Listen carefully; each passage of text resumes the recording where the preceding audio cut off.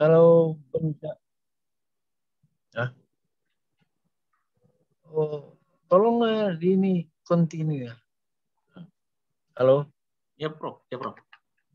Ya udah.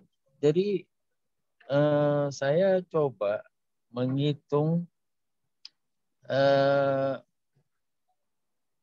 nilai-nilai potensi yang ada kalau kita kaitkan nanti sumber daya alam, yang mana yang mau kita, atau eventnya, satu peristiwa yang mana yang diceritakan. Bukan kalau cerita dari riwayat bencana alam itu kan banyak tahun berapa, tahun berapa. Tapi mungkin ada yang update ini tahun. Misalnya aja kita Gunung Merapi, ya kan? Yang Sibaya itu, kalau kita mau hitung kayak mana menghitungnya? Ngapain kita jauh-jauh? Berapa dampaknya? Karena dia dengan adanya kejadian itu dia tidak bisa melakukan kegiatan apapun, sehingga eh, terganggu, ya kan gitu. Misalnya nggak usah jauh-jauh kita bawa ke eh, Gunung Merapi, ya kan? Macam mana kaitannya? Walaupun itu sifatnya jangka pendek, bencana yang sifatnya jangka pendek sedikit ya. Artinya bencana itu tidak yang terus-menerus. Kalau dia terus-menerus, hilang dia bencananya dalam beberapa. Orang menyesuaikan. Seperti yang di Surabaya. Tanah lumpur, moncret di tanah lumpur itu ya. Iya. Nah, sekarang udah berapa tahun? Apa kejadian yang di situ? Justru orang melakukan sekarang menjadi sumber ekonomi lumpur-lumpurnya itu. Karena ada dibuat sedemikian rupa, bahannya bisa jadi komoditi yang andal. Berarti bencana itu membawa keberuntungan sebelum ada ke teknologi. Ya kan? Nah, hati-hati kita ungkapkan itu di kapan bencana. Saya kalau saran saya, kalau itu mau diungkapkan, mungkin ada langkah baik kita yang di dekat kita di Gunung Merapi, datanya dapat.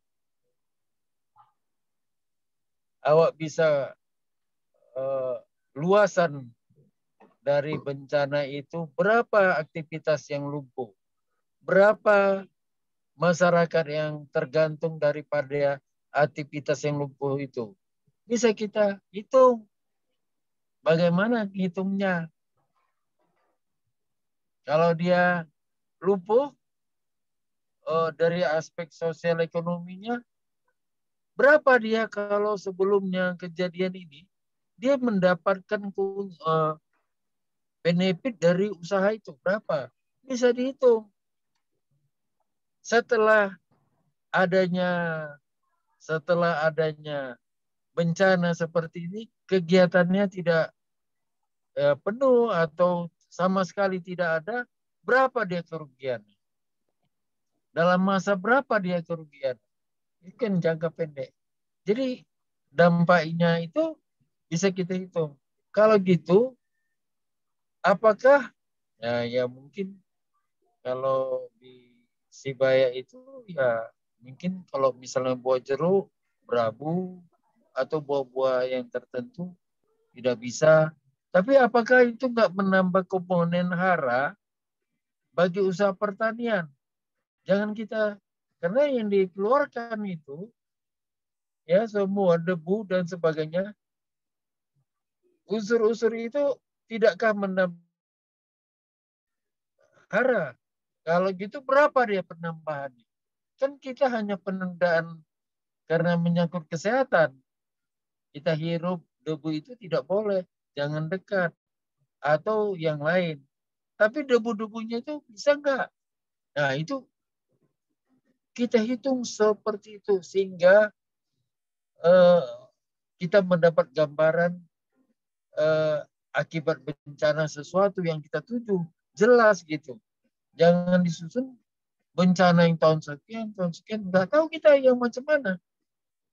Karena paling dia bencana yang coba saya gambarkan. Awak beli satu kaset Bopil ya, yang di India ada bencana itu ada gambarnya sampai sekarang bagaimana bencana yang akibat di sana itu sampai sekarang. Berapa kerugian? Itu ada. Saya nonton filmnya. Ada filmnya. Film India itu yang saya pikir sutradaranya bukan di dokumenter ya kejadian itu. Cobalah nonton itu kalau bencana yang di India itu. Ya, itu mungkin. Tapi saya akan menarik kalau awak lagi orang yang di sana Gunung Sibaya itu secara ekonomis bagaimana? Ya, saya akan lebih menarik ke sana. Ya, Ya, Prof. gitu ya, Damani. Ya, Ya, Prof. Ya, Prof. tapi teorinya, kalau teori itu harus awak mengungkapkan teori dampak. Satu. Kedua, teori yang dihitung masalah value ekonomi. Coba cari nanti value ekonomi. Menghitung, kalau enggak baca buku cerita